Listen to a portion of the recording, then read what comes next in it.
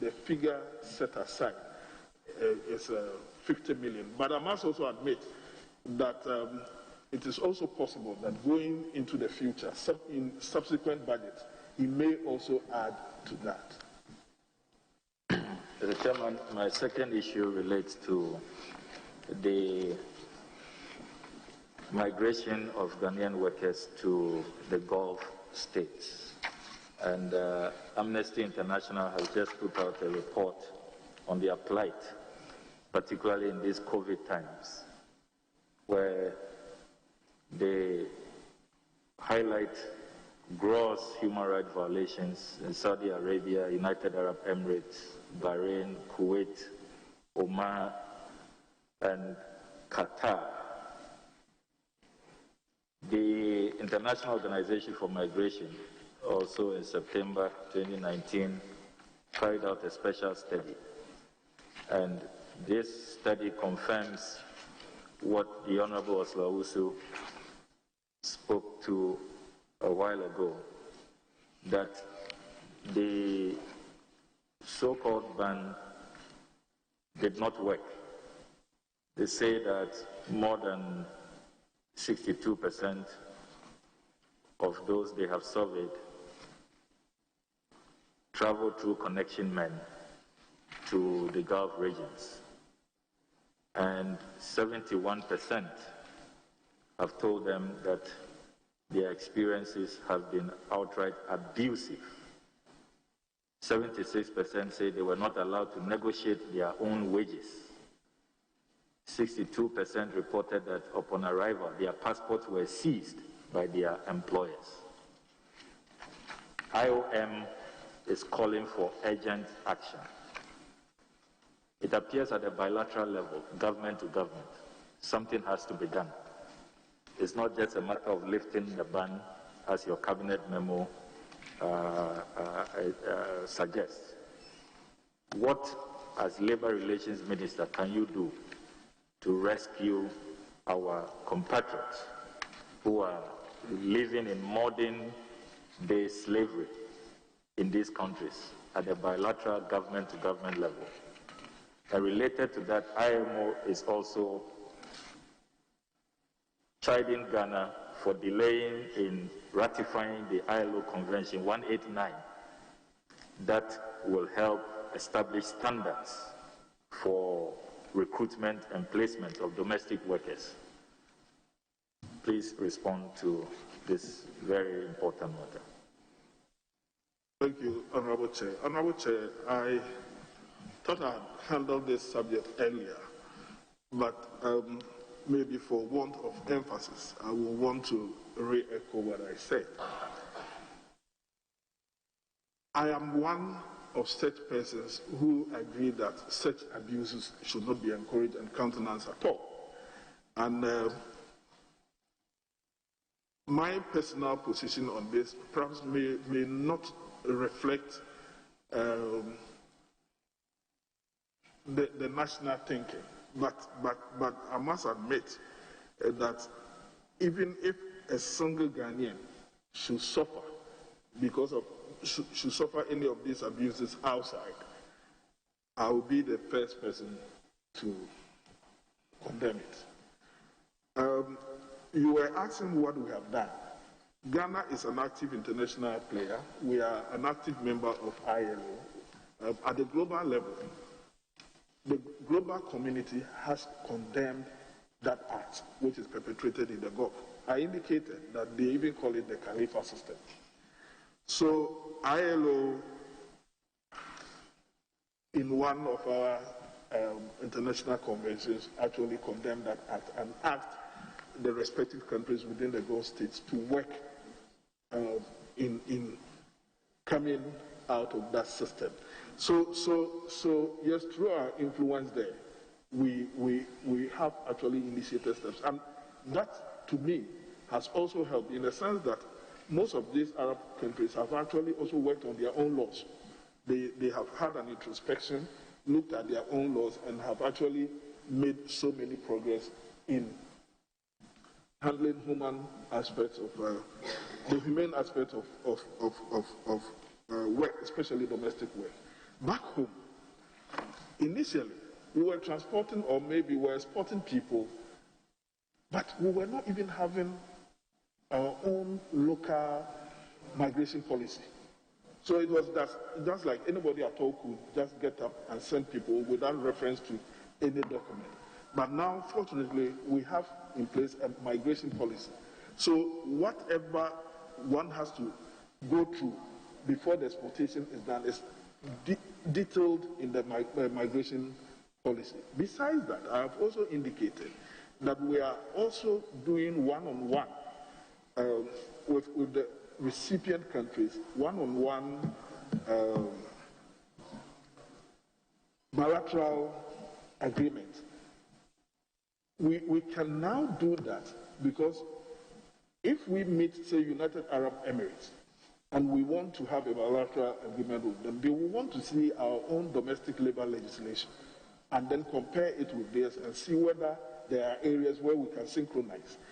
But initially, we were not even having our own domestic legislation. But fortunately, last year, this House approved for us a domestic legislation. So yes, we are also looking at our own law as against theirs. And then ultimately, we are also looking at even training people before they leave. Because there are many people that are recruited from corners of this country. They move first to Accra, and then all they know is that they are on the next moment they are on the plane moving to the destination country. Of course, culturally, there may be differences. So if you don't train the person and he goes to meet a different culture altogether, it will take a little bit of time before the person adjusts. So all these things are being addressed. Cabinet actually tasked us to be able to put in place a convincing plan before the ban will be lifted. And I'm convinced that given what we have done, we can be able to convince Cabinet to lift the ban. So, as I indicated, we have sent a memo to the Cabinet, and I believe that Cabinet will look at it. Mr. Chairman, finally, though the nominees should be reminded about ILO Convention 189, the international community is not pleased that we have delayed in ratifying that. So you want to keep that on the front burner. But finally, I want to find out from the nominee if there is any research underway or any policy you are considering to carry out a labor market research on the kind of professionals, graduates, the kind of workforce that we should be training linked to our training institutions and our higher institutions of learning, looking at our development agenda as a country. So there has to be a nexus between you, education, the National Development Planning Commission, the next 10 years, the next 20 years, the next 30 years. The World Economic Forum is saying that the labor market now has changed. A lot of jobs are going to go extinct. And countries that are forward-looking are researching, and their labor ministries are making plans in that regard. Is this something that has come to your attention? And what really is the government thinking around these matters? Thank you very much. Mr. Chairman, it is within the plan of the ministry that by the end of the second quarter of this year, there will be a national employment forum whereby stakeholders within the employment sector will be brought together to exchange ideas on the future of work. Honorable Chair, in the past 50 years, if you went to my village and you asked any young person what work he will want to do, the person will tell you that I will want to go into cocoa cultivation. 50 years on, if you go to the same community and asked a young person what work you want to do, perhaps the answer will not be the same. Because one, the land is even exhausted. And the land is not even as productive as it used to.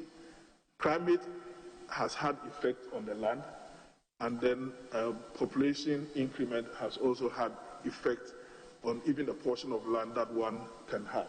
So certainly, the world is changing. What we see as work today may not necessarily be what we obtain going into the future. IT is becoming very, very important in the world workspace. Currently, there are inventions where we have even driverless vehicles. So assuming somebody was trained and the profession of that person is to be a driver, your car owner comes home the next moment and he tells you that he's bought a vehicle that doesn't need a driver. What happens to you? You lose your job. So certainly I agree with Honorable Member that there's a need for us to have a national conversation on jobs, especially the future of jobs. And Honorable Chair, fortunately I have an appointment from ILO. I'm a member of a 13-member board constituted by ILO to advise the world on the future of work and how the world is also going to adapt to new changes so far as the world of work is concerned. So as somebody who is advising the world, I think that if I don't transmit the information and the knowledge I get at that level to my own country, then I'll be doing a great disservice to the country. So certainly, by the end of the second quarter, a national discussions on the future of work will be held. If Honorable, it may please you, I will invite you to be a participant of that.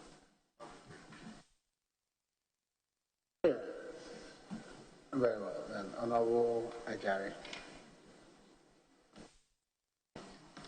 Thank you very much.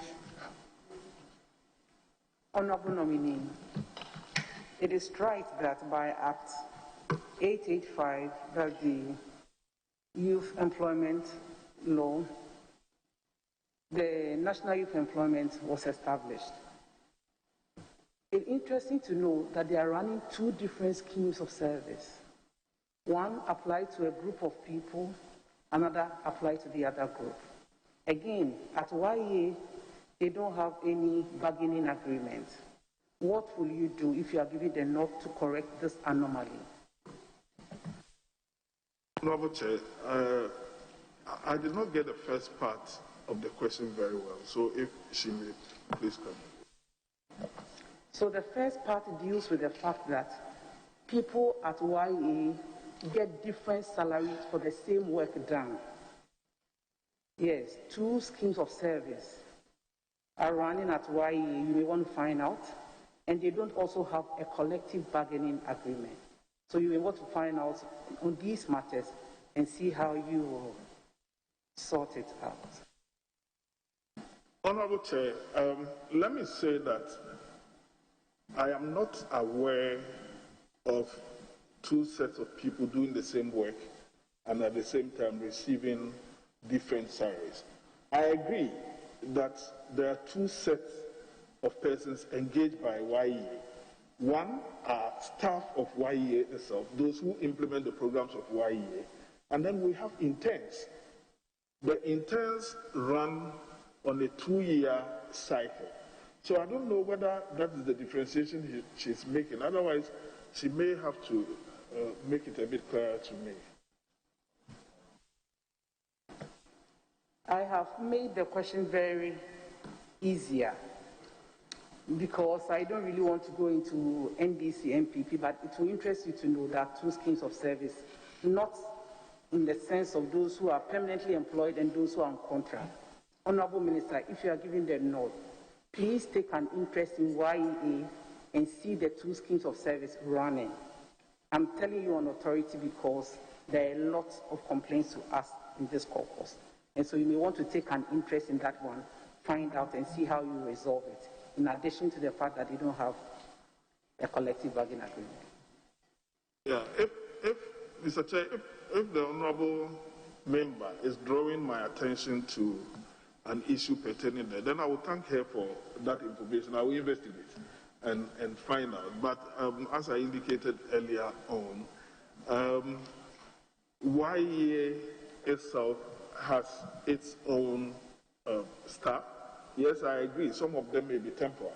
Temporary in the sense that sometimes within the public service, if you engage persons and they have not been confirmed by the Public Services Commission, they cannot be said to be full-time employees until they are confirmed by the Public Services Commission. But I thank you for the information. I will do further checks on that. Okay. I think my last question has been answered in part. I wanted to know the status of the implementation of the Ghana Labour Market Information System you've indicated. Do you have plans to extend it to the 16 regions once everything is complete? Yes, except that we are also limited by funds. I have to be honest. Even the little work that we have done, we were able to achieve that through the support of our partners. There is a project we have with GIZ, which is going to concentrate on the three regions that used to make the former Ahafo region. The reason being that through their own survey, they have identified that Ahafo region is one region that has a lot of cases of illegal migration. And they will want to... Honourable Minister, which region? The old Ahafo region. Okay.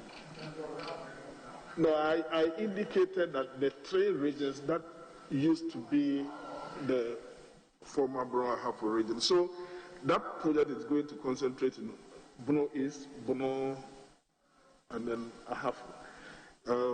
There are other interventions from other stakeholders which will also look at other parts of the country. But for the limitation of funds, I would have loved that we cover the whole nation. That's why I indicated that what I'm looking forward to is not just even to have the physical office operational. These days, we also have a workplace which is not limited by space, but you can have a workplace even on your web.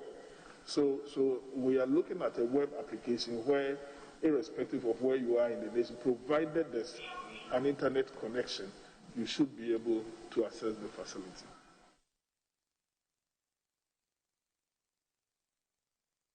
You're done. All right. You're not on my list, but I'll consider you when I'm done with those on my list. Let me finish with Tuhini and then I'll come to him. Yeah. Thank you, Mr. Chairman. Honourable nominee, my first question is simple but double barrel. Very simple but double barrel. As alleged,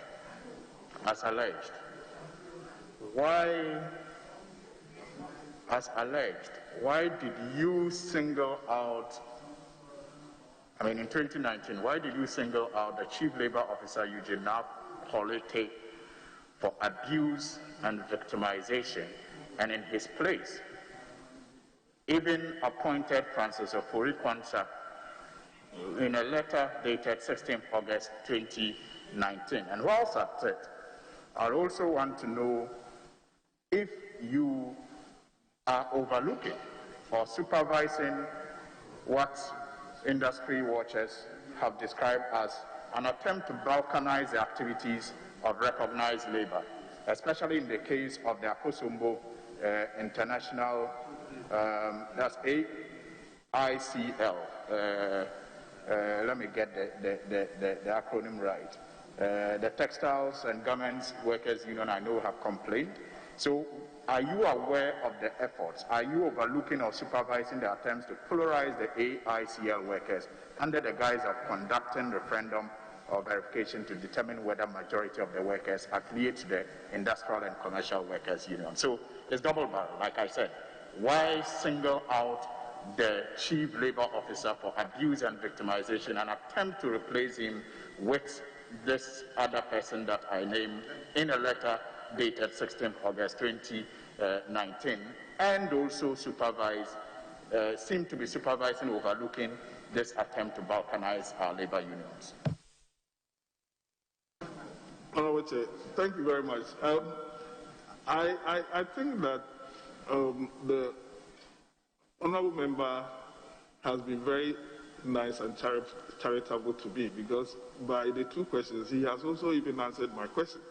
Because in one breath, I'm being accused of not supervising the labor department. And then in another breath, when I also took certain actions to actually make sure that the labor department works and works very well, then I'm also being accused. So that is that. But that is just by the way. Today I came here with the chief labor officer, whom you referred to, and he is seated there. It wasn't a personal issue. We had actually decided that we wanted to have a tripartite coordinator at the ministry. That tripartite coordinator would be the liaison between the ministry, employers, and labor unions. And I thought that we needed a very seasoned person to be actually to handle that particular office. And of course, anytime we had an international engagement and I was going, I also needed that person along with me. So I had discussions with that person and indicated that I would love that he comes to join us. Initially, the impression I had was that, okay, he was okay with it, only to learn that he wasn't okay with that. So eventually, we had to sit down and agree that, okay, if he was not okay with it, he goes back to the labor department to go ahead. And as I said today when I was coming, I even came with him. He has been one of my supportive workers. I don't have any problem with him at all. It wasn't anything personal. If there's anybody I relate so well with in the ministry, he's one of the persons. I don't hold any personal distance to him.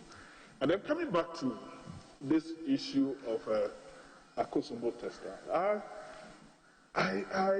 I'm hearing the case for the first time. Actually, what I expected to do is that, you know,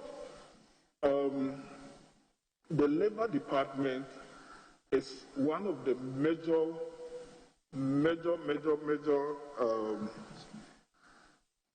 it is even the face of the ministry, let me put it that way.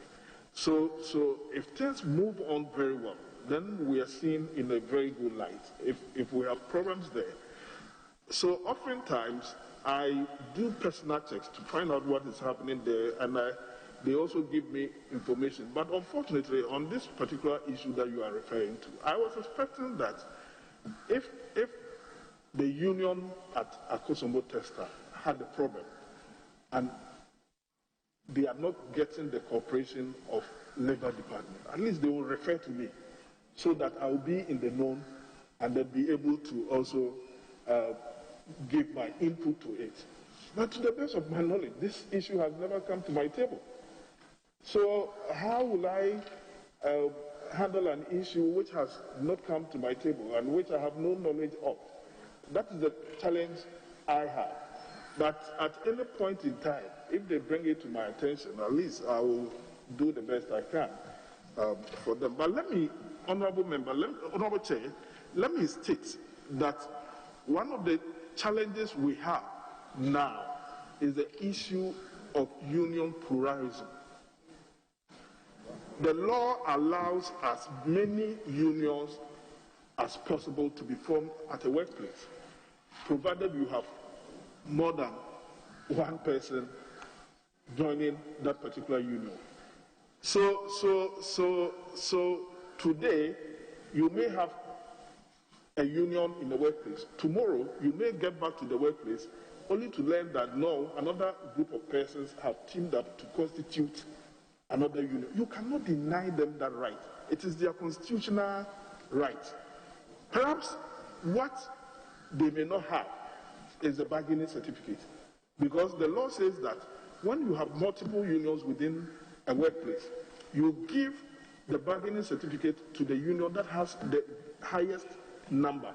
So when the chief labor officer is confronted with such situation, what he does is to conduct a survey to find out which union has the largest number. And when he is convinced that a particular union is the one that has the highest number, he so grant them the bargaining certificate and withdraw the old one if another person had it. So that has been the practice.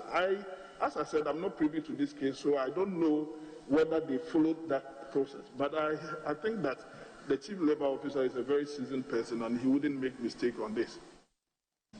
Well, so I will hope that you will pay more attention to this if you are favorably considered by this committee, because there seems to be some issue relating to which union should have the bargaining certificate. And you are right, there seems to be a suspicion that there's an attempt to take away the bargaining certificate from one union.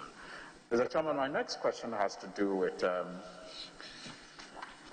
whether the nominee in your last office as minister carried out any assessment on the impact of the banking sector collapse, the impact of the banking sector collapse on employment and the capacity of organizations to expand and to create jobs. And this is also important because in your earlier answer you talked about pensions and different tiers that we operate. Now I do know that some organizations, especially those without unions, are denied access to their tiers. Though we all know what the NPRA Act says. And some perhaps are attributing it to possible, the possible collapse of some of these institutions where some of these investments may have been taken. So I just want to know if you have carried out any assessment on the impact of the banking sector collapse on employment in the country, and whether you can give us the number of jobs lost in the last 4 years. You have given an indication as to how many jobs were created, the number of jobs lost. Thank you, Honorable Chair. Honorable Chair, let me say that at hindsight, I cannot give the figures of persons that lost their job through the banking restructuring. Maybe I may have to give you that information at a later time. But on the issue of persons being denied of their tier 2, I think that this is an information, if you can be gracious enough to give me the details, I will love it. But I hardly can't believe that, because,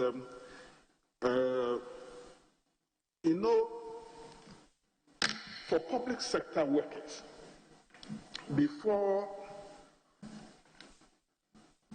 the implementation of Act 763, the difficulty we had was that most of the unions were not ready with their respective schemes. So all monies which were meant for them were held in a temporary pension fund account at Bank of Ghana. But since 2007, that amount was to the tune of about 3.1 billion, has all been transferred to the various occupational pension schemes. Pardon? 2007 or 2017? 2017. Okay. These monies have been transferred to the various occupational pension schemes. So I have difficulty to understand if you say that some workers are being denied of their tier 2 funds.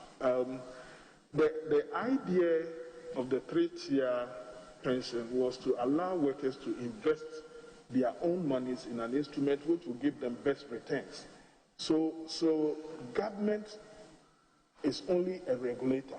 Government is no longer the main implementer or the main person holding the funds. So if you have any such case and you give us the information, we will investigate. I think just last week or so, senior staff Association of Universities of Ghana brought up their issue that some portions of their contribution cannot be relocated. So I called for a meeting, the government side, to look at that issue. And truly, when we had our own meeting, we were able to locate the money, and we are working towards it. So if anybody has any such information, they should bring it to me. We'll work on it. That's fine.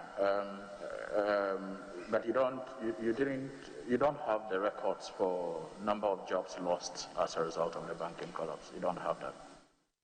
I think I once spoke on that. So when I go back, I can easily make a check on that. It was within the vicinity of 3,000. Yeah.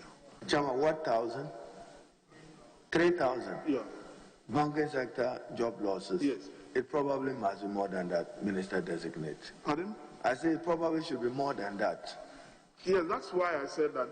I remember I've made a public statement on that before, so I will want to revert and actually get the exact figure. But if my memory serves me right, it was within the vicinity of 3. Job losses. Following the cleanup of the banking sector is estimated at 3,000 jobs. Net, yes. Thank you. Well, it will be important to get the correct details, because I know at least one institution alone employed more than 3,000 workers. So you may want to perhaps give us the records, and also maybe add the job losses as a result of COVID, so we know how many jobs have been lost of COVID. So we know the number of jobs that have been lost in the last 4 years as Minister of Employment. But my last issue is just to draw your attention to... But if I can talk on COVID, you see, oftentimes when we are talking of jobs, we limit ourselves to what happens within the public space, forgetting that there are a number of people who are engaged within the system. So there are some who even work within the informal economy, and that's where they earn their means of livelihood. But we don't have a system where we capture that which happens within those spaces. During the peak, just after the peak of COVID, the first phase of COVID, we commissioned a study, and that study covered over 700 enterprises throughout the country. And the respondents were over 40,000. The revelation was that there are so many ways by which workers and employers responded to the impact of COVID. Some responded by downsizing their workforce. Some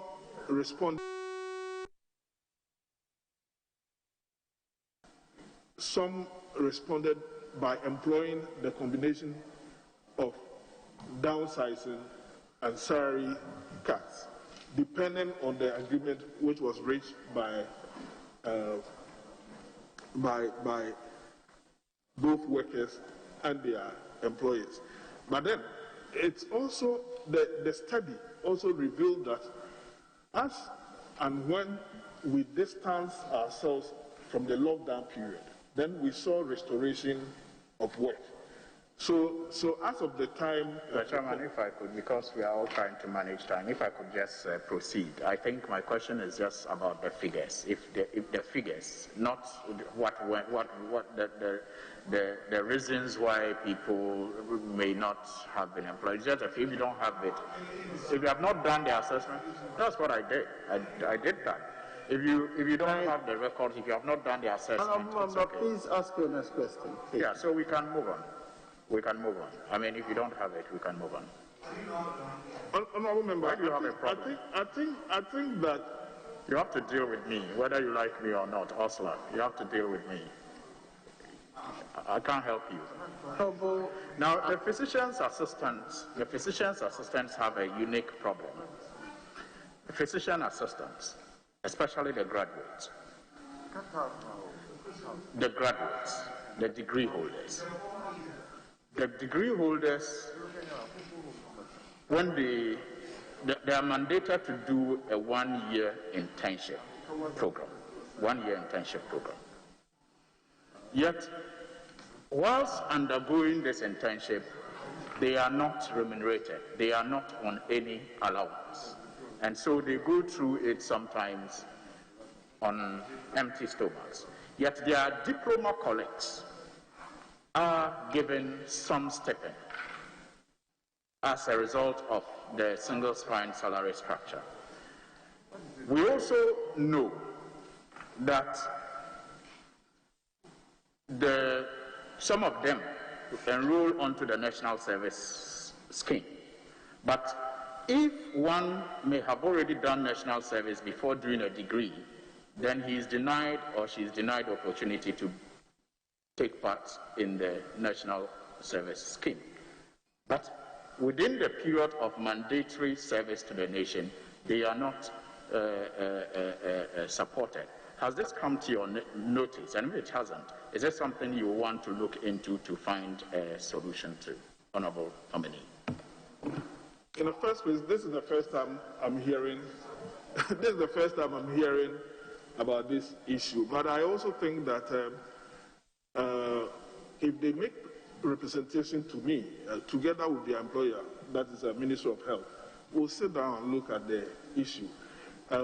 Because for those that are doing their national service, as you rightly indicated, they are already on a scheme, the national service scheme. And for those who are not on national service, we should be able to identify or define their role at the workplace. Because if you are not a national service person and you are not a full-time worker, for what reason are you there? It should be properly defined, and as I indicated, if it comes before us, we'll sit with their employers and they. I said they have mandate. They are required by law to do mandatory internship. Honorable, I think you've exhausted your question. Thank you. Right, Honorable, I'll accommodate you now. Thank you very much. Thank you very much. Please. Thank you very much, Mr. You have no right to distract me when I'm asking questions, please. Thank you very much, Mr. Chairman. 3 quick questions. Honorable, we agreed on 6. You just said you would have 1 question. That's why I accommodated you. 1. We agreed on 6 across board. We all agreed at a meeting here. Yeah. So you allowed 1 as an extra, please. Okay. But Chairman, the one normally comes with we also agreed that we'll manage it within 3 hours. That's why I said that let's be flexible. So far, the nominee is within 2 hours, and I'm guided that leadership will be guided on this matter. So the flexibility is what, even though I agree with you, Honorable Yarga, you didn't indicate straight to me. Yes. Yeah, thank you very much. I know that's what I said to, because I know that the understanding is that I will ask just 1 question, but something came up that I thought I should. It will be quick. Yeah, it will be quick. The first is a simple question. Article 190 of the Constitution sets out the public services of Ghana: prisons, immigration, fire service, judicial service, Ghana Education Service, all those public services. And the 199 says that the retirement age is 60, compulsory retirement age. And there was an amendment to 199 which enabled a 5-year contract to be given to a retiree, subject to certain conditions. And also judicial officers, Article 148 deals with judicial officers, and 150 also says that judicial officers must retire at age 60. There's no amendment that gives a right to contract after age 60. I am sponsoring a bill which is proposing that we should further amend the Constitution to extend the compulsory retirement age from 60 to 65. Because at the time that,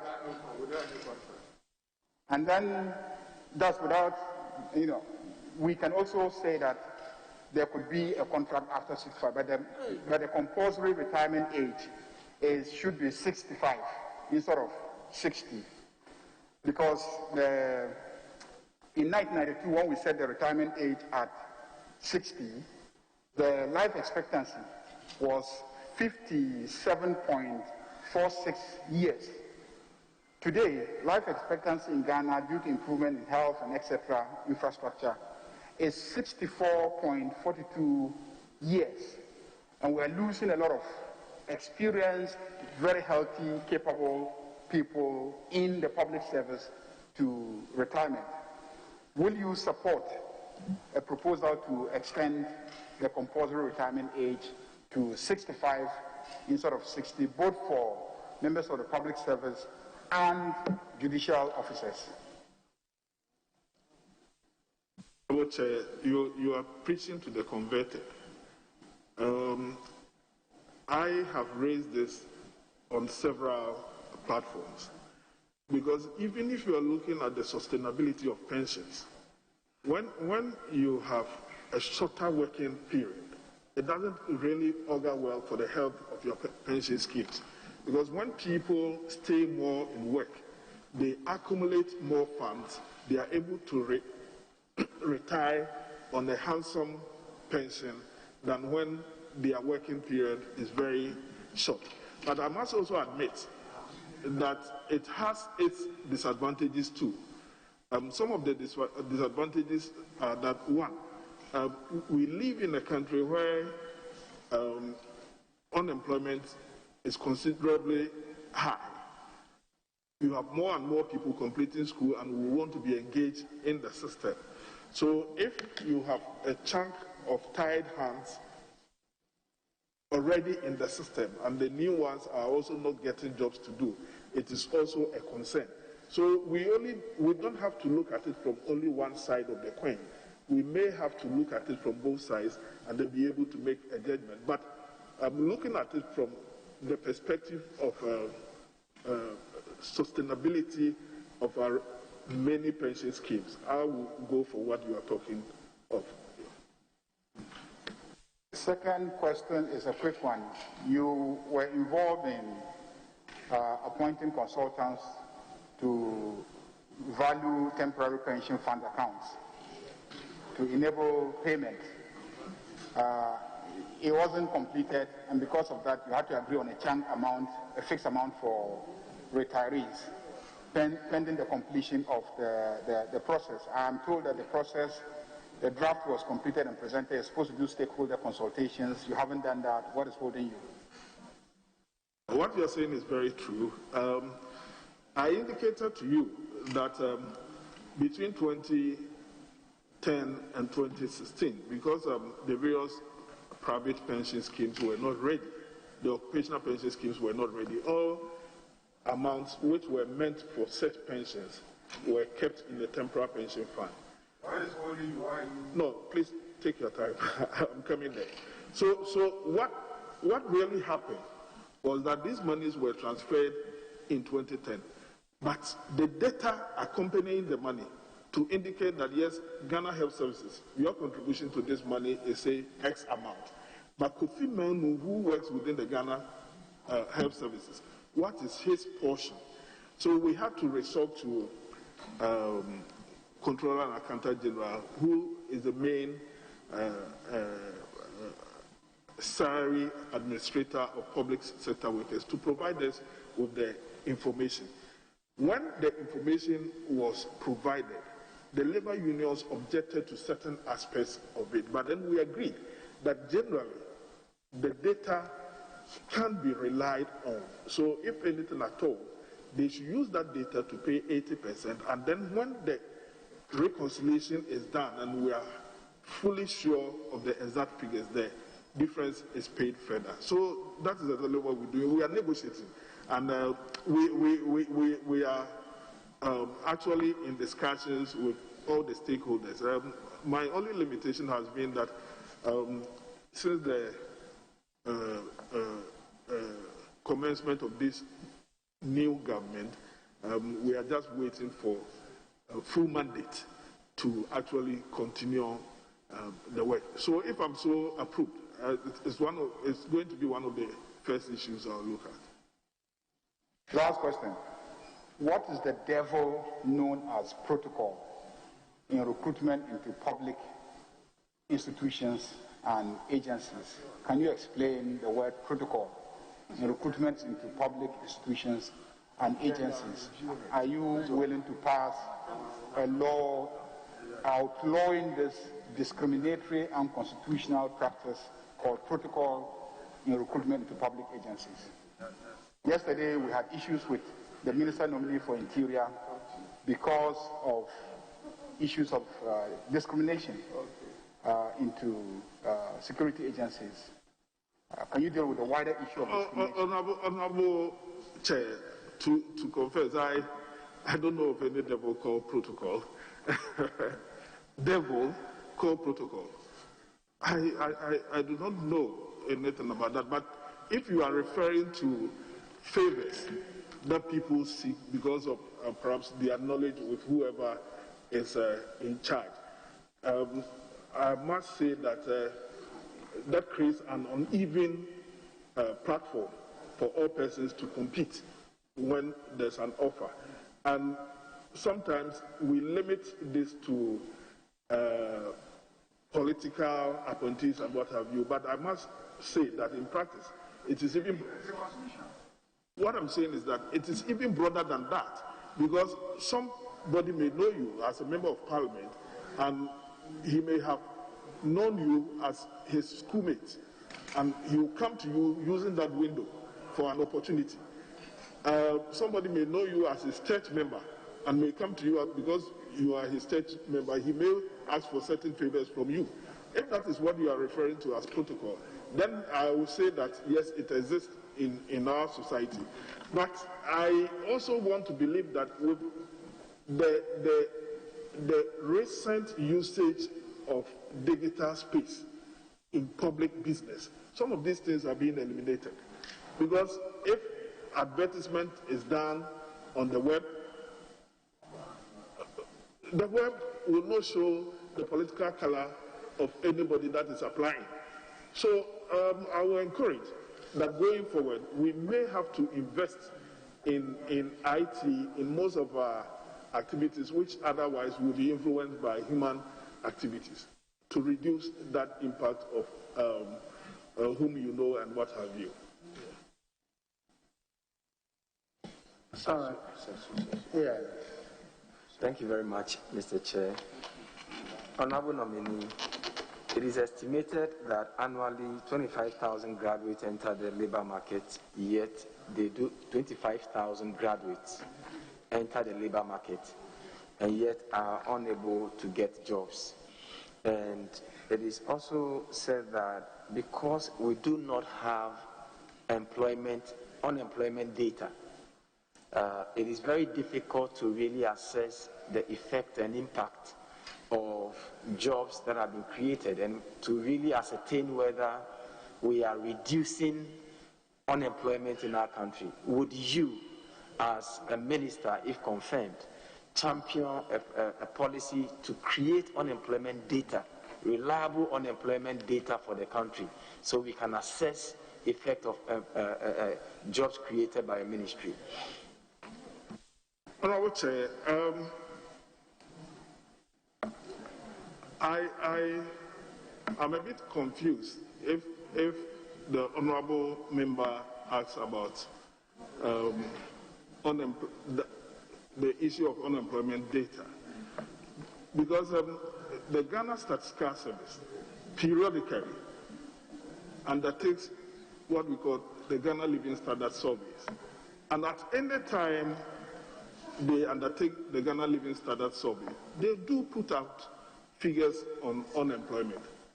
And I don't know whether that would not be a pointer to us as to what the unemployment situation is in the nation. But if you are talking of the labor statistics, I had earlier on alluded to a project called the Ghana Labor Market Information System, which is a tool we are going to deploy to be able to assess and also to be able to inform the nation on day-to-day basis what the labor situation is. So if it is about unemployment, if you care to know, in 2015, when the Ghana Living Standard Survey was done, the unemployment situation was 11.9%. In 2018, when the same thing was done, the figure had dropped to 9.1. And when subsequently in late 2019, we caused another one to be done, the figure had come down to 7.1. So if it is the figure you want to have on unemployment, that is what I've provided. Thank you, Honorable Nominee. The second question has to do with local content. Would you consider a legislation that would compel all industries, particularly foreign industries in our space, to have Ghanaians, Ghanaian workers for, some level of participation of local persons? Because, for example, we have banks today bringing people from their countries of origin. We have construction companies bringing painters, tilers, etc. from places like Turkey. Would you consider a piece of legislation that will allow these construction firms to take some number of Ghanaians when they are awarded contracts in Ghana? And I want you to tie it into this. In November last year, we pioneered a program in Medina called the Medina Job Center. It was an online program to try to connect job searchers to jobs that were available. In less than a month, we had over 2,500 people within the Medina enclave who did not have job applying. We've been trying to connect them to available jobs that are that we from time to time have notice of. Would your ministry want to partner such local initiatives to create jobs for the local communities? Thank you.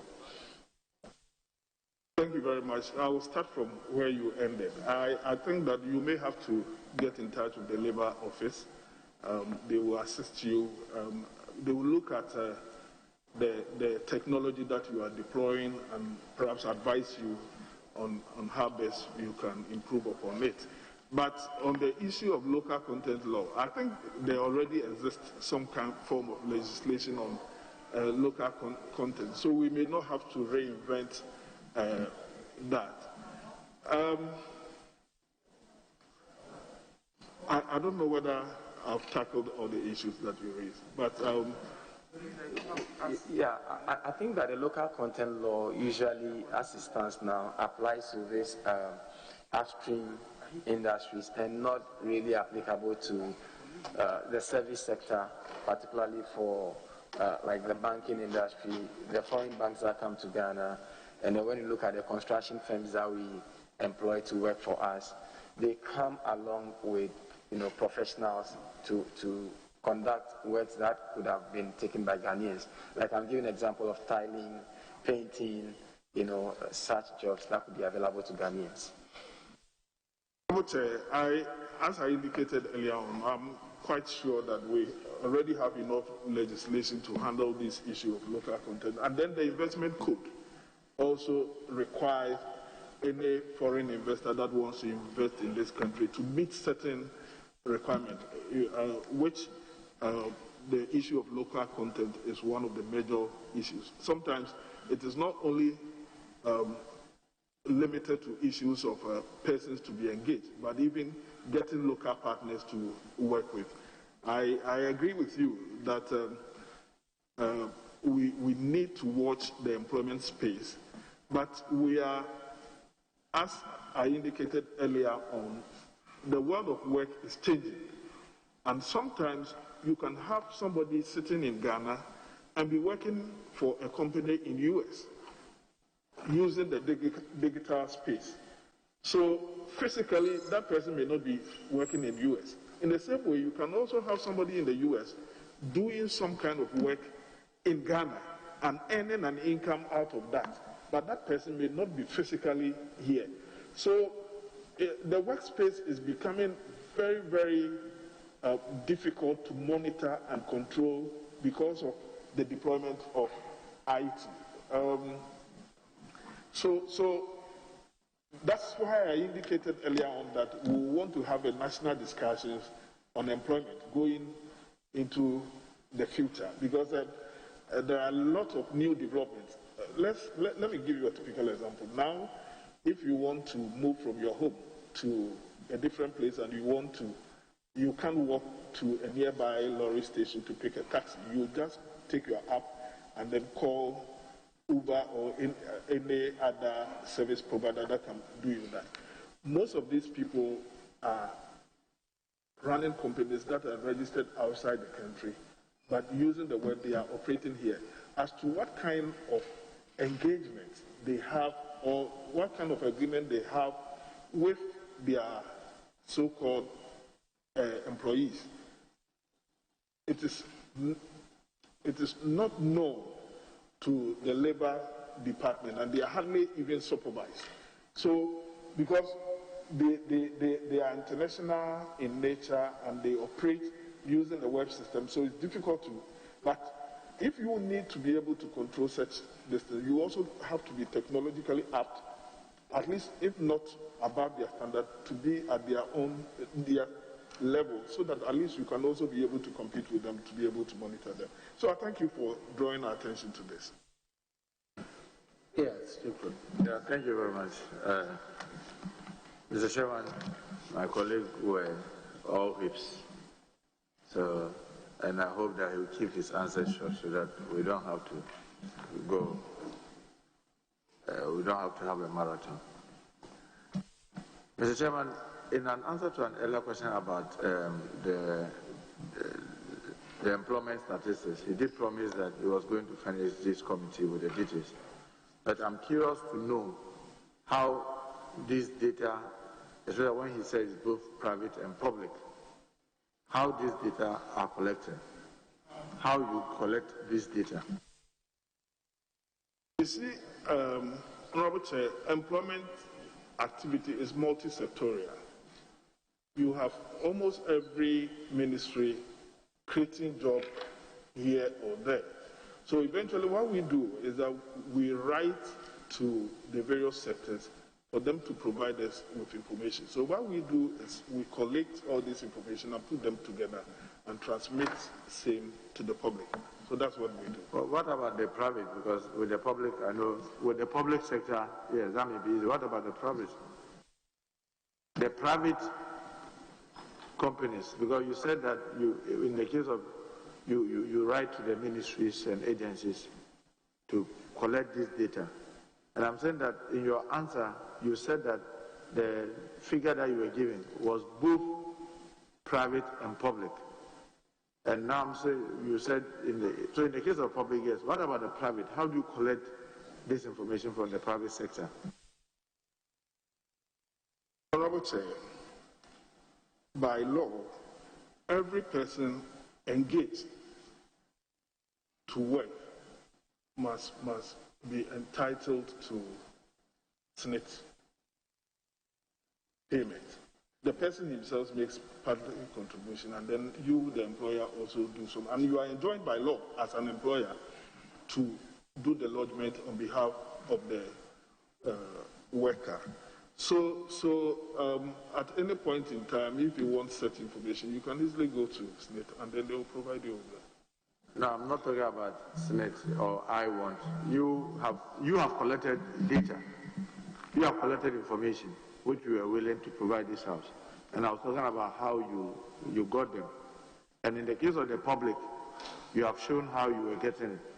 Are you saying that you normally pick this information from the private sector, from SNIT data? Is that how you collect those data from the private sector? It's one of my prime sources of information. But you know that that may not be accurate, because you may have persons that have been engaged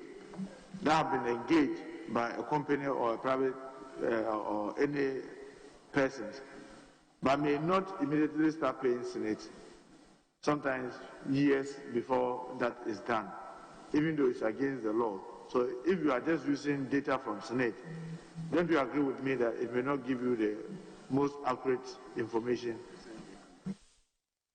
I partly will agree with you, but that is the best we can have for the moment, because the level of informality in the country is very high. Within the employment space, about 80% of work takes place within the informal space, and that is the place where we do not have much information. Somebody may, you may complete school with somebody in the same year. You may decide to work within the public space, so perhaps you end up being, say, a teacher. Your records can be traced to where you work, but that person then decides that, no, I have a family business, I want to be engaged in that family business. Before you know, just like you rightly observed, because it's a family business, all such contributions are not done. So information on that person just gets lost immediately the person leaves school. So these are some of the difficulties we have. I must admit that the information we turn out may not be 100% accurate, but I must also admit that it is very close to accurate. The chairman, they say, having stayed there for 4 years, is there any plan to develop a system that will enable you capture more accurate information, especially from the private sector, in terms of job loss and job gains, people gaining job or people losing job? Honorable Chair, I thought this is about the third time I'm answering the same question. If you've answered it, then that's fine. Let me just find out, you spoke at length about the job that has been created by the economy over this period, both public and private. But when it came to the lost, especially within the banking sector, you said you didn't really have a grasp on it. Can you tell me, why are you not also interested in counting the number of jobs that have been lost, just as you are counting the jobs gained? Thank you, Honorable Chair. Oftentimes, we are asked, what is the population of Ghana? And the answer is that, well, we are about 30 million. Hardly do we talk of those that have also lost their lives within the accounting period. It depends on what you're looking for, but I agree that even with the job, and I'm saying so with reference to the question which was posed by the Honourable Member for National South. Oftentimes, we look at the net figures, leaving out what actually was added on and what actually was left. Because at any point in time, you will have some persons joining employment and other persons either retiring or leaving, and then we also even have those who will be changing jobs in the process.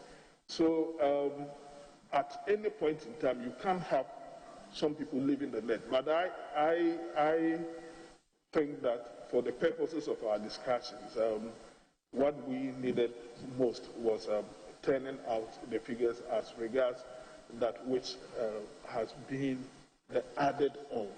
But I have also earlier on made a promise to this House that I will look for that information and provide it. Yeah, because what we are going to provide this committee had to do with the collapse of the banking, the banking sector. Yes, yes. But you know that in almost well-organized economy, they do not only just talk about even people who have gained job or lost job, but they go to even talk about job migration. So job migration. Someone may be having a job today in the banking sector, tomorrow he chooses to move into maybe telecommunication. They track all those, the age bracket, those who have retired, because it helps you in properly analyzing the job market. So will you promise this committee that as if it gets given the nod, you would develop a more comprehensive system within the ministry that will help us to have enough data for analysis instead of just, we've created this job, we don't even know how many people have lost, we don't know how many people have gone on retirement. Will you try to do that to help the discussions on the job market?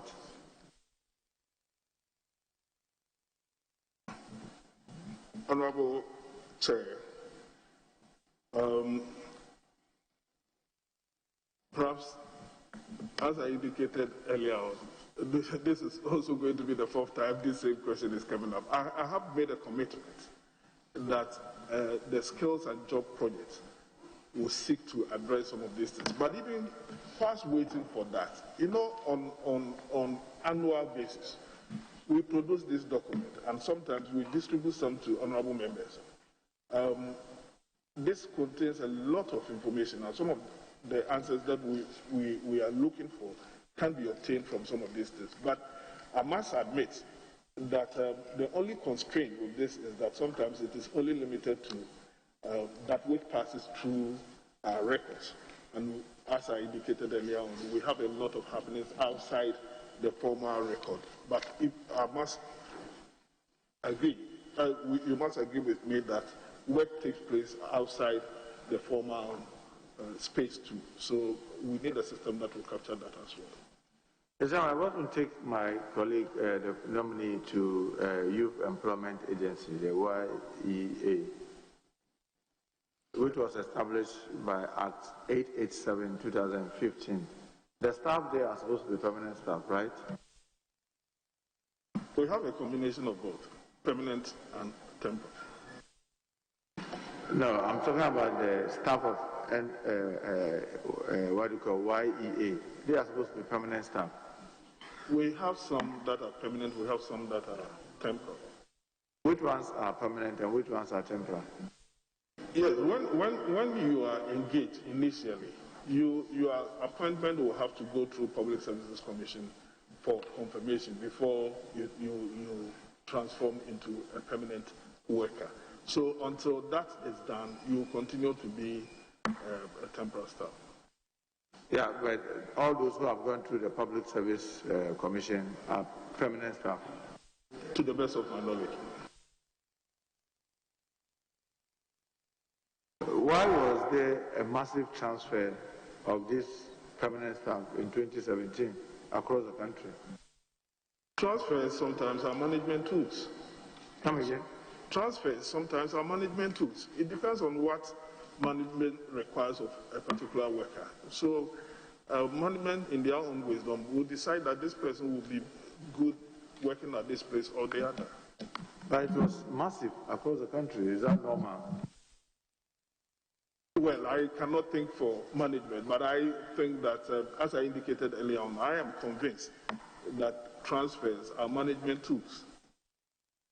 Are you aware that when those transfers happen, those who were transferred were not given transfer grants? It has not come to my notice. Will you investigate this and get the necessary actions to be taken? If within their conditions of service, such persons merit transfer grants, why not? It should be paid to them. But if it is not something within their condition of service, then perhaps we have to also be very careful not to implant something which is already not in the organization's scheme. Now, could you imagine transferring someone, say, from Accra to Boga, and you could imagine that it will not be part of the condition of service for that person to be paid transfer grant? No, that's what I'm saying. Unfortunately, this is an agency-related issue. Yes, I have a supervisory role so far as the agency is concerned, but I might not be privy to every minute thing in their condition of service. But as I indicated, if it is within their condition of service, then they should be paid such sums. So you see to that?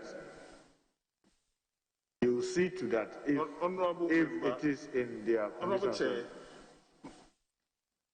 I have earlier on made a commitment that if indeed it is in their condition of service, then they merit. No, I would just if it comes to me, I will make sure that it is you now.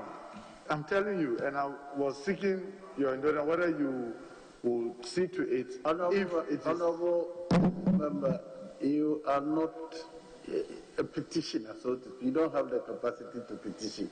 So those who brought it, you tell them to petition him. No, Mr. Chairman, that is one of the essence of this vetting, to draw nominees' attention to some of the things that are happening, so that they could take steps I don't disagree with you, except that when it comes to seeking personal intervention, then the person must apply personally. We draw his attention. Now, when it's brought to him, he is aware of it, that they have to make a personal intervention. Mr. Chairman, I want to find out from the nominee, why was it necessary to suspend the condition of service for the YEA staff? Their condition of service being suspended? You are not aware? No. Will you find out whether that truly happened? Just like any other working group, I am a head of sector. The sector seeks first the welfare of workers. So if indeed they bring it to my attention, I don't see why I will sit down on it. I will have to probe into it to find out why it's been suspended. I will have a very big difficulty accepting that, because you know, as a ministry, one of our core values is to make sure that workers enjoy what we call decent work attributes. And one of the pillars of decent work is to afford workers the right to negotiate. So I'm surprised you telling me that their condition of service have been suspended. I will find out. I'll certainly find out. Mr. Chairman, I want to find out from the nominee why it became very necessary to recruit project assistants across the country to take over the duties of district directors and regional directors, and some directors even at the national headquarters.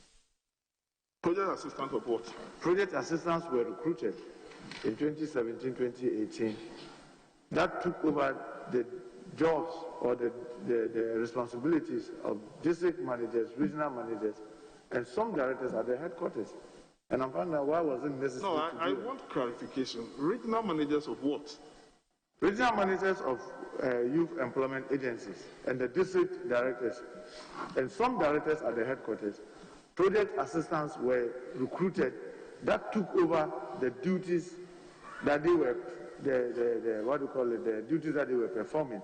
And I was asking, why did it become necessary for the agency to do this by recruiting project assistants to take over the duties of existing staff? Well, I have to confess that this is news to me, because I do know in my district, I go there every day and I see the district officer there.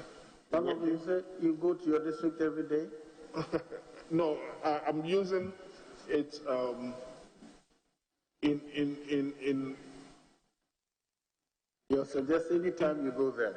Yes, I'm using it figuratively, but what I'm trying to say is that my district officer is always at post, and anytime I ask of information, I don't get any indication that he's not in a position to give me that information because somebody else has to do that. So this is news to me. Mr. Chairman, I want to find out from the nominee, these project assistants that were recruited, why are they on contract? Why are they on contract? I have indicated to you earlier on that if somebody is recruited and that person's appointment is yet to be approved by the Public Services Commission, then certainly that person will be on contract. It is only after confirmation from Public Services Commission that the person then becomes a full-time employee. How long does it take between recruiting persons to Public Service Commission before they get regularized? Ideally, it shouldn't be more than 6 months, but in practice, sometimes it goes beyond that, depending on the queue available. You know, the Public Services Commission has a lot of loads on their hands, and sometimes it takes quite a long time before some of these things are. Is it a normal practice that these new persons that have been engaged are put on contract, are put on salary levels higher than existing staff? I don't have any proof of that. Are you going to check? If you want me to check, I will. Are you aware that for the past 4 years, all the government announcements on salary increases have not been enjoyed by YEA staff? Well, I cannot be privy to that because unlike public services, unlike other public institutions whose salaries are negotiated at the Public Sector Joint Negotiation Committee, YEA is a subvented organization and they do so with their board. Unless perhaps I inquire from the board, I would not be in a position to know whether they've had increment in salaries. But it is also not automatic, and I want to be quite clear here that unless otherwise you are paying persons below the approved minimum wage, it is not automatic that any time the Public Sector Joint Negotiating Committee announces an increment in salaries, it is not that it translates automatically to any other organization. At the macro level, you may also have to engage your employers to negotiate. So if there's no opportunity at that level to negotiate, then that one, I may not know about it. Otherwise, the local union will have to negotiate with the management and board for an upward adjustment of their salaries. And this one again too, can I take your assurance that can I take your assurance that it is something that you take up? Because for 4 years, they might have lost a lot of value on their salary if they have not received any increase in salary. Honorable Chair, I wouldn't want to be micromanaging them. That would be unprofessional on my part. I indicated that they have a board that is responsible for their day-to-day management, and I will expect that there will be a good relationship between the board and the workers. So if the board so deems it fit to sit down, and of course, automatically, if it is if they request for negotiation, the board should be available. If indeed at the negotiation there are difficulties, they can refer to the National Labour Commission for settlement, should there be any disagreement among them. I know you supervise the agency, and by law, you are supposed to submit even their annual reports to Parliament. And I also believe that you may have a mechanism of interacting with them periodically. Some does it weekly, some will do it monthly. So I'm raising these concerns that as you go, you ensure that the right things are being done there. Because equally, for 4 years, no staff of Youth Employment Agency have been promoted. And all these are serious labor infractions, as you may know. And as the labor minister, there should be an agency under you with what we call the staff going through this ordeal. Yeah, the beauty of it all is that we have provisions in the Act whereby any infractions in labor can be addressed. And if any of them is hearing me, and assuming what you are saying is also what is actually pertaining, then perhaps my advice, of course, as a minister, if they bring it to my attention, I can't offer my advice. But I have indicated earlier on that it would not be right on my part to say that, board of YEA, management of YEA, by compulsion, you have to sit with your workers and do ABC. I think that if the workers are convinced that their rights are not being observed, they can resort to law and seek any other privilege that they want to have. Mr. Chairman, very last question. Are you aware that some of the staff have no decks? Have no decks, no assigned job schedule after their places were taken by these project assistants that were recruited, who are even yet to go through the Public Service Commission? Are you aware of this? Well, this is something you know. There's no way I will know about this because Nominees, this is something that is so loud within the year. Honorable Member, that YEA, that I'm surprised that the Vice Minister will say he has never heard this. Honorable Member, I visit their national office and occasionally I visit some of the district office, but I have never on any occasion seen anybody not getting a desk to sit on. It may happen. It is not everything I can see with my naked eye. But if that is the case, it ought to be addressed, and I will urge the board to look at it. And you take keen interest in this? You take keen interest? I said I will urge them to work. Mr. Chairman, thank you very much. Yes, Chairman, thank you very much. Honorable nominee, the banking sector crisis had effect on employment, no doubt. Government so far has paid over 22 billion Ghana cedis to support those, not to support, to enable those who lost their investment to get it back. Some also had their deposits back into their accounts. Since this was a major issue for your sector as well, would you run us through the role your ministry played in ensuring that these Ghanaians who lost their investment had such a great relief? Because 22 billion cedis is no small money from the economy into individuals who otherwise would have been crying and suffering and getting traumatized. Thank you, Honorable Chair. I think that as a nation, we sometimes have to take certain hard decisions. The decisions may have sometimes consequences on some aspects of society. Honorable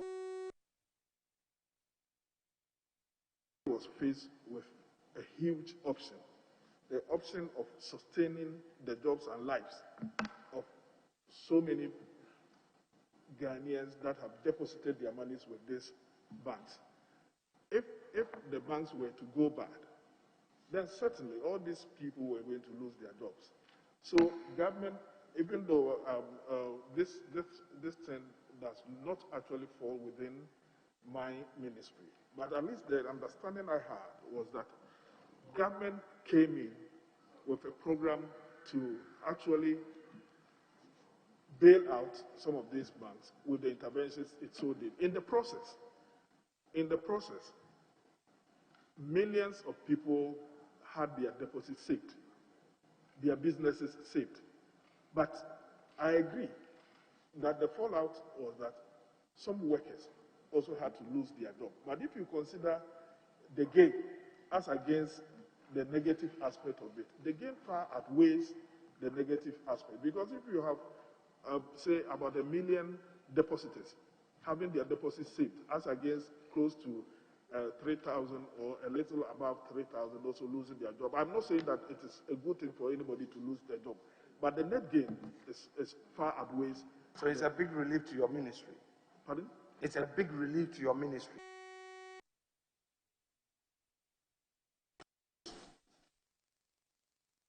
Now let's deal with NBSSI. Within this COVID period, NBSSI is on record to have disbursed 502 million cedis to 288,000 beneficiaries.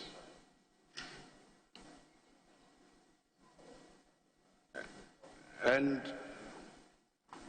again, individual businesses that were created and saved so far as a result of such intervention also came up to 576,000. Is there any collaboration between your ministry and NBSSI with a view to sustaining the gains made? Because you see that largely these are informal sector employment that has been created. The trader at Mokola, the yam seller in Efutu, the kebab seller in Tamale, and all that. Thank you, Honorable Chair. Honorable Chair, NBSSI is under the direct supervision of Ministry of Trade. But I agree with you that most of the financial inclusions that they undertook went through the informal sector. One of the core activities of my ministry is looking at the issue of formalization of the informal sector. And one of the tools that we are using for the formalization of the informal sector is digitization and also ensuring financial inclusion. And these were the tools which were deployed by NBSSI. So even though they were responding to COVID issues and also empowering people to be able to, in the post-COVID era, to be able to find their feet in a way, they have also contributed in helping us solve one of the major problems we have within the informal space. So, Honorable Chair, I think that given another chance, I would say that government should continue the NBSSI support to the operators within the informal space. Now, Mr. Chair, we are aware of the flagship private sector initiative by government called One District, One Factory. And so far, government on record has given us some statistics of factories that have been revived, factories that have been established anew, and all that. Is your ministry tracking these initiatives and the jobs that are being created there too? And if you have been doing so, are you able to give us some numbers? Your Honorable Chair, yes, indeed, we are active participants of that program. You know, in every district we have the district implementation committee, and then on that committee we have the labor department being represented. So the labor department is supposed to give technical advice to whoever the investor is at the local level, so that we wouldn't have issues of labor issues or labor infractions even at the commencement of the factory. And then on the issue of jobs created by the One District, One Factory, I think that when I provide the information which I've promised this office of making it available by the close of day. There will be a portion which is attributed to one district, one country. So finally, then I take, Mr. Chair, NEIP, National Entrepreneurship, the program. How has that program helped job creation in the private sector? Thank you. The NEIP helps to empower especially young persons to be entrepreneurs on their own. And for me, that is the way we should go as a nation. Because unfortunately, if you look at the public sector provides employment for just about 5% of our population, a working population. And then the private formal sector also provides employment for just around 7%. So you have close to 85% of employment taking place outside the formal space. Most of the operators within the informal sector are persons that have not had any formal training in the businesses that they are doing. There's difficulty in tracking them as to whether they are making successes or not. They don't have mentors. But with the NEIP program, yes, it is a project that seeks to enhance the capacities of persons who engage in it, but there is that element of it which mentors them and also monitors them even after their post-mentoring period. And for me, that is something which is very good, because we need to be able to turn out successful business persons. I have said that the most resourceful persons you see in town are not people who are employed, but they are the people who rather employs. So if one wants to succeed in life, if one wants to make it big in life, in terms of financial gains, then perhaps one of the best ways to go is to try to be entrepreneurs, and successful entrepreneurs do.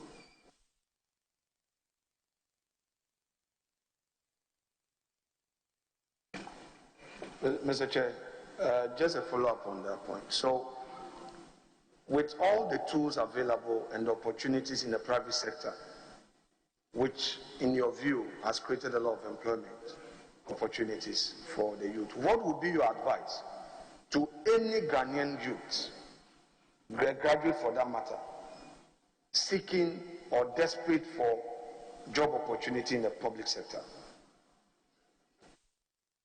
I have indicated that the public sector provides jobs for roughly 5% of the working population. And then the private formal also provides jobs for close to 7%. All other jobs takes place within the informal space. But I must also admit that if you do proper segregation of those who are engaged within the formal space, they are mostly those who have higher education and what have you. But I must say, and I can be quoted on record, that the public space sometimes cannot go beyond a certain limit. For instance, if we needed at any point in time X amount of teachers in the system, when we rate the X, unless maybe there's expansion in the school system, you cannot add to it. So the best way to go is to actually go the private way. And in every country, central government is not the major employer. Government rather creates an enabling environment for the private sector to thrive. And in doing so, the private sector then engages. That is why oftentimes we say that the private sector is the engine of growth of the economy. Chair, thank you. I'm done. I'm grateful. Yes, Honorable Leader.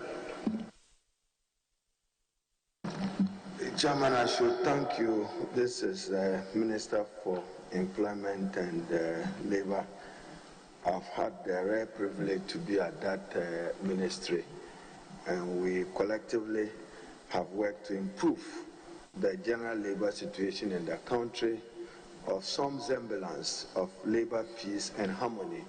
I want to find out from the minister whether there are any threats to the industrial peace of the country, either by public service workers or any section of private workers.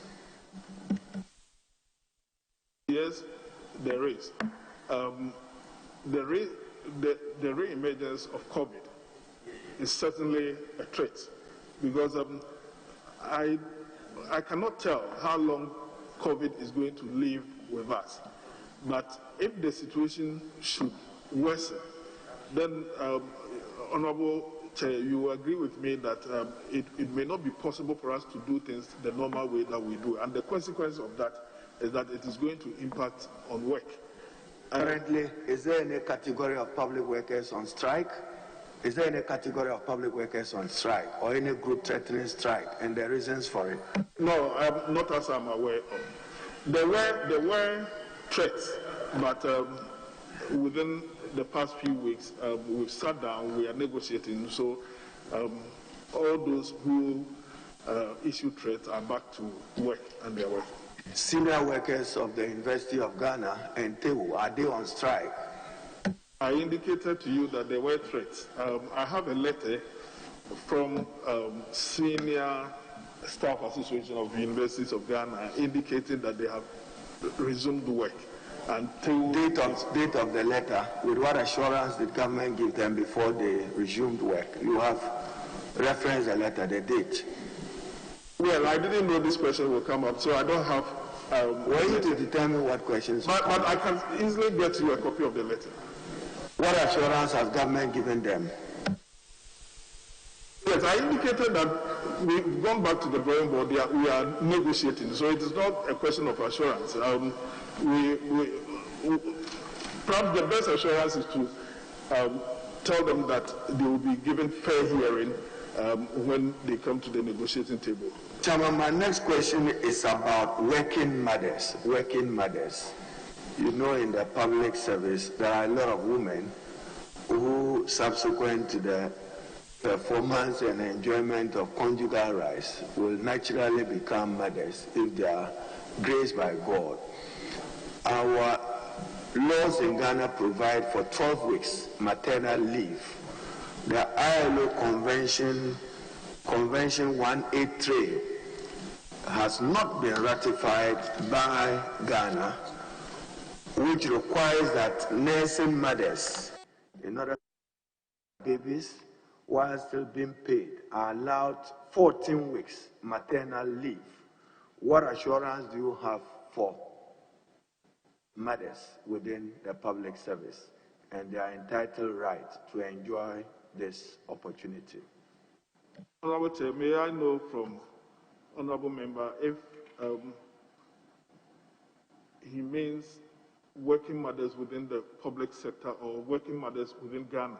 Because within Ghana, those who are entitled to enjoy maternity leave and maternity protection, what assurance do you have? Honorable Chair, my Ghanaian women. My honorable colleague has been a minister in the ministry before. He knows how the system works at that ministry. Perhaps our ministry is one ministry which does a lot through consultation, and we hardly, one party to the tripartism hardly takes a decision on its own. So oftentimes some of these things are discussed at the tripartite level to get the buy-in of all stakeholders. I want to assure him that this will be one of the major issues which will be discussed at the tripartite meeting, because let's not forget that... so what's government of Ghana commitment? You represent government on the tripartite. Does government have any plans to increase maternity leave from 12 weeks to 14 weeks? It's an issue which is being discussed, but as I said, that's why I was very careful when you said increasing the maternity leave within the public space. I wanted you to redefine it, and which you included the other sectors, because you can't have two laws operating within the same country pertaining to one issue. So if we are doing an enactment, it should affect every worker. So yes, if within the constituent bodies that is the way we should go, I don't have any difficulty at all, because it's something that as a nation we have agreed. Where does the government of Ghana stand? Where do you stand as minister designate on this matter? I am indifferent about it. At a tripartite meeting, if we so that's agree, fine. I know your position. if we so agree to what's Ghana's position on the ILO Convention on the placement of domestic workers, ILO Convention 189? What explains why government has not ratified this convention? Can you come again, sir? Honorable Chair, please can he come again? ILO Convention 189 on the placement of domestic workers, yet to be ratified by the government of Ghana. It was even part of the submission of the Honorable Okujeto Ablakwa. Can you explain why we have not ratified it and when we'll do so as a country? Honorable Chair, my honorable colleague will agree with me that ratification is a process. As part of the process, we even had to domesticate the legislation on domestic workers. So the next move is to come to this house to get the ratification. There's no need getting the ratification. So why do you domesticate when you haven't ratified? I thought you ratified and domesticate, and it becomes part of your internal laws. Domestication, the legislation rather even gives us more power than the ratification, because there's no need ratifying when, indeed, you don't even have laws to be able to implement that. Are you not aware that Ghana is measured internationally? Then they keep referring to Ghana. They are yet to ratify the ILO Convention on 189, and it may affect how we are measured in terms of some indices. I indicated that the ratification is a process, and for me, it is not just about how we are measured, but it is about how well we live by the law. And if you ask me, between ratification and having the domestic law to regulate the domestic work, I would even choose having a legislation, which we have done. The next one is just coming to this house. Chairman, my understanding reading your handing over notes, we do have an occupational safety and health policy as a country developed over the years. We need to assure every Ghanaian worker, whether in the public or the private sector, that minimum standards of occupational safety and health are respected. When will Ghana have an occupational safety legislation, revising the existing one and improving it to respond to the contemporary challenges of health and safety in the workplace? Oh, really? I like the concluding aspect, because initially I thought you were asking when are we going to have a legislation on occupational health and safety. There are pockets of laws which seeks to address issues of occupational health and safety. Most of them are sector specific, but we are having a conversation to have an overarching act which will look at the issues of occupational health and safety in totality. As I speak with you, we have presented before Cabinet a memo looking at an occupational health and safety policy and act, which will seek to regulate issues of occupational health and safety. I must also admit that there are certain sectors which have their peculiar occupational health and safety laws and which they adhere to strictly, especially if you take the mining sector. But I cannot say same for all other sectors, so that's why we're doing what we do. Chairman, I would have to take the nominee back to labor market information system. When will we have a functional labor market information system? I recall that in the July of my days at the Ministry of Employment, a component of it, job marking component, was done. The portal has been done. Young people willing and able to work across the country need to have access to information where they can look for jobs. I understand that the opportunities for jobs are limited in the country. I know that the EU pledged support at the time. What is the status of it, and what are you doing to make the LMIS functional? I've spoken to this, perhaps this is about the fifth time I'm going to talk on the same subject. I indicated that Mine is on functionality, not just saying I have it when they cannot access it. Honorable Minister, Honorable Minority Leader, the one you left behind never worked. It never worked because, one, so when will you make it work? That's my question. I have indicated that it is part of the skills and job project that we are implementing. So when will skills and job project be functional? I have told you that by the end of the third year of this government, it should be functional. I have said this already. Chairman, I just want to refer to this document, Fiscal Consolidation and Accelerate Growth and Supportive Inclusive Development, Ghana Public Expenditure Review by the World Bank, which says this, and my question would be built in it.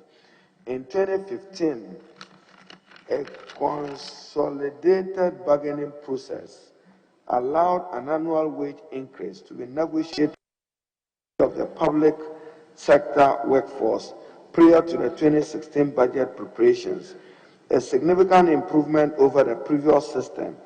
Going forward, annual wage increases should be limited to accommodating a growing number of education and health staff.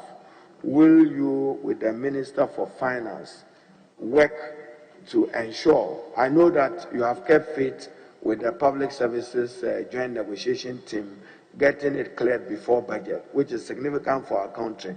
But there's concern, and that's why the HR component of the LMIS is important. What are you doing?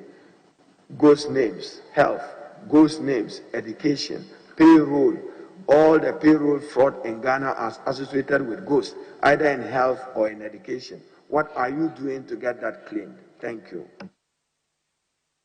Yes.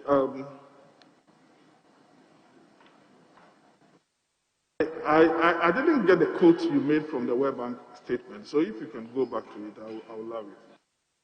Oh, you can comment on it. I don't intend to go back to the quote. I'm just saying that a system was introduced, which system provided that we conclude negotiations on public sector wages ahead of budget. Inherited by you, you probably have improved upon it, but there are concerns about health and education. But if you want me to repeat the quote, yes, I do get it. But Chairman, I'll go back to the quote. I still have it here.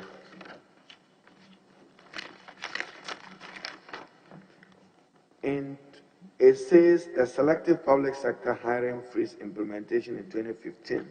Then it says in 2015, a consolidated bargaining process allowed an annual wage increase to be negotiated for the majority of the public sector workforce prior to the 2016 budget preparations, a significant improvement over the previous system.